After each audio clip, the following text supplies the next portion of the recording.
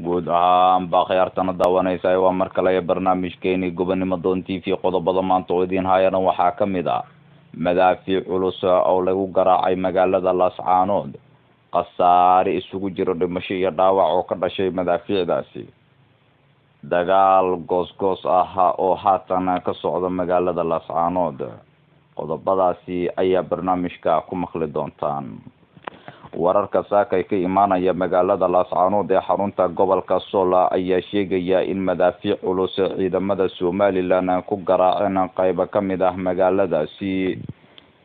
madaafiicda ciidamada Somaliland ku garaaceen magaalada Laascaanood ayaa la sheegayaa in ay ku dhaceen goobo dad rayid ah ku sugnaayeen waxaana madaafiicda ka dhashay qasaare kala duwan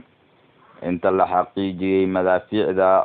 lagu riday magaalada Laascaanood waxaa ku geeriyooday 4 qof oo 3 ka mid ah ku sugnaayeen goobahooda shaqo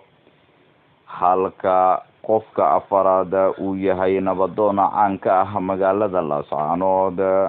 dhinaca kale dagaal goos ah oo u dhaxeeya ciidamada maamulka Somaliland iyo kuwa maamulka SCC taabacsan ayaa saakay ka dhacay jidda hore ee labada ciidan isku fadhiyaan dagaalka u dhaxeeya ciidamada maamulka Somaliland iyo kuwa dadka Laascaanood ayaa muddo bilooyin ah socday waxaana fashilmay isku dayo badan oo lagu doonayay in dagaalka xal loogu helo